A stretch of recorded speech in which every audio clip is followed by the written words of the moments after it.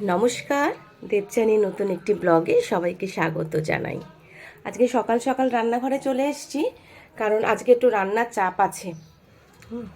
সেই জন্য চলে এসেছি।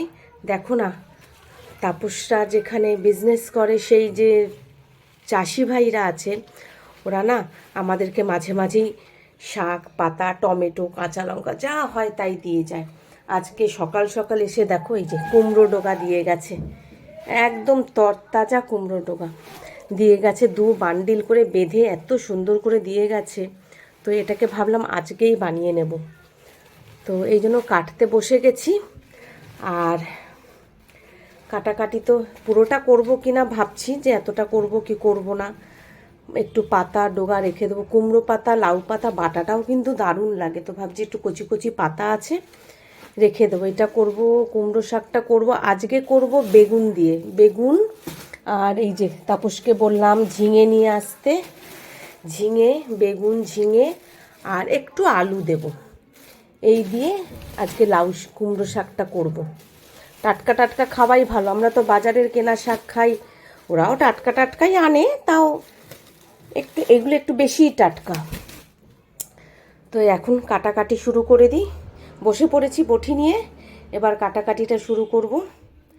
চলো তাহলে কাটাকাটি শুরু করি, তারপরে শাকটা কেটে দেখি এরপরে কি রান্না করি। শুধু শাক করলে তো হবে না, এর সাথে মাছও লাগবে। তাপস এদিকে আবার ঢ্যাঁড়সও নিয়ে এসছে, ঢ্যাঁড়স সেদ্ধটা কালকে খাবো। তো চলো লাউ শাকটা কাটি, লাউ শাকটা কেটে উঠি, তারপরে মাছের দিকে যাব। শেষ হলো 2 বান্ডিল কুমড়ো শাক, পুরোটাই ছাড়িয়ে রাখলাম, আর এটা নিলাম, এখন রান্না করব। আর নিয়েছি, আর এই যে এটা হচ্ছে পাতা, এত কচি কচি পাতা না, একদম অল্প হয়ে গেছে, সেই হিসেবে ডাঁটাটা হয়ে গেছে অনেকটা বেশি। যাই হোক গিয়ে, আর আমি কীভাবে শাক ধুই দেখবে, শাক পাতা তো একটু ভালো করে ধুতে হয়, তাই জন্য আমার যেহেতু বড় বেসিন, তো আমি বেসিনটা আমার সবসময় যেন পরিষ্কার রাখি। এই যে জল ভরে রেখেছি, আরও জল দেব। এই যে এটাকে না এইটার মধ্যে ঢেলে দেবো, এই যে ঢেলে দিলাম। আর আর এক সাইডে পাতাটাকে দিয়ে দেবো, পাতাটাকে দিয়ে দেবো, ব্যাস। এবার কলটা ছেড়ে দেবো, কলটা ছেড়ে দিয়ে এগুলো পুরো ভিজতে থাকবে। বেসিনের মুখটা ভালো, আমার এটাতে জালি আছে, তাই জন্য অসুবিধা হয় না, ভেতর উপর থেকে একটা ন্যাকড়াও দিয়ে দিলাম। এবার এই যে এগুলো সব ভিজতে থাকবে। লোডশেডিং হয়ে গেছে, কাজ হচ্ছে আমার এখানে, লোডশেডিং খুব কম হয়ই না বললে চলে, কিন্তু আজকে গাছ কাটা হচ্ছে বলে লোডশেডিং হচ্ছে। ভিডিওটা করতে একটু অন্ধকার অন্ধকার মনে হচ্ছে।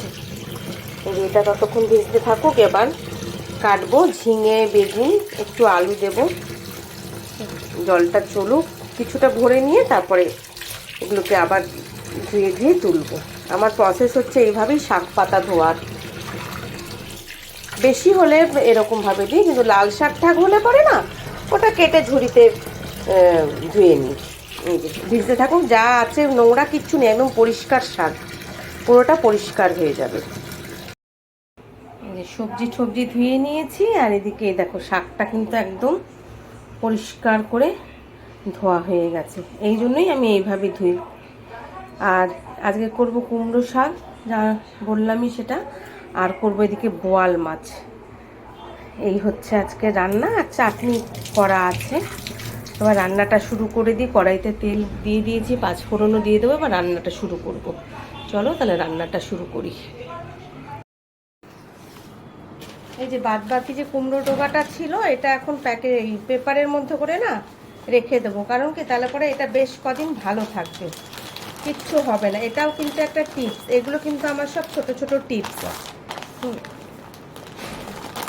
এই যে এরপরে এইভাবে একটা বড় প্লাস্টিকের মধ্যে, এটার মধ্যে বোধহয় হচ্ছে হবে না, হ্যাঁ হয়ে গেছে, এইভাবে এটাকে রেখে দেব। প্যাকেটে করে ফ্রিজে রেখে দেবে, সবজির ট্রেতে, কিচ্ছু হবে না একদম। এটা 5-7 দিন যথেষ্ট ভালো থাকবে। প্যাকেটটা একটু ছোট হয়ে গেছে, দেখি বড় প্যাকেট পাওয়া যায় কিনা, আছে বোধহয়, নিয়ে নেবো তাহলে। এই যে এইভাবে রেখে দিলাম, এটাকে এবার ফ্রিজে ঢুকিয়ে দেবো।